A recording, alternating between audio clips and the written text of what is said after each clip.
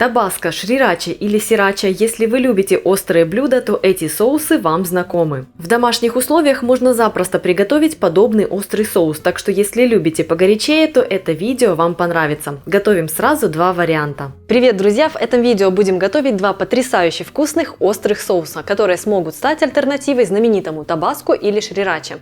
Так что если вы любитель остренького, просто продолжайте смотреть. Список ингредиентов для обоих соусов одинаков, разница лишь в том, как они готовятся и в том, какими разными в итоге получаются. Острый перец вы можете брать тот, который есть в доступе и который вам нравится. Я специально взяла два разных цвета, два вида.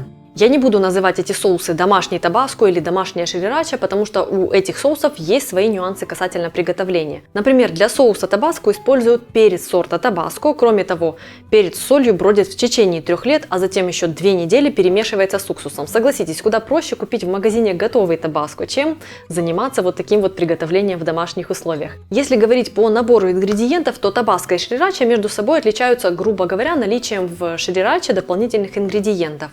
В состав табаско входит всего лишь красный перец, соль и уксус. А вот в соусе шрирача дополнительно вы встретите чеснок и сахар, благодаря чему вкус соуса получается более таким объемным, скажем так. Если вкус табаско он острый и кислый, то вкус шрирачи будет более гармоничным. Первым приготовим быстрый острый соус. Сделал, пользуйся, и это его главное преимущество. Этот вариант больше напоминает табаско по консистенции. Также следует сказать, что он наиболее острый. Перец вымойте и грубо нарежьте. Я не удаляю семена из перца ни для одного из рецептов. Если остро, то остро. Как видите, я работаю в перчатках, чтобы после контакта просто снять их и выбросить, и случайно не потрогать лицо или глаза.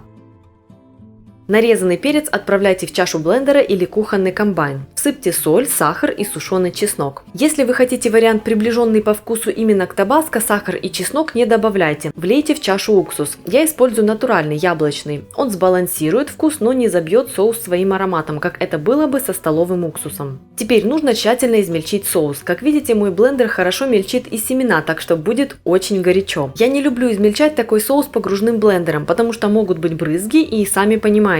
Могут брызнуть куда угодно, и не очень хотелось бы, чтобы это был, например, глаз. После измельчения нужно процедить соус через сито, чтобы избавиться от остатков мякоти и семян.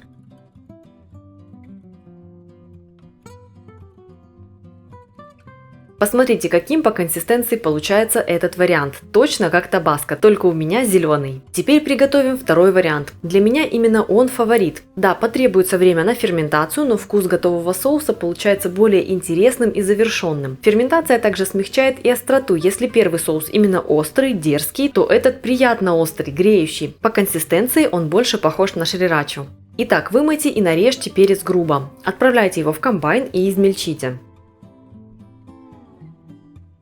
Переложите массу в стеклянную банку, добавьте 1 чайную ложку соли из общего объема и перемешайте.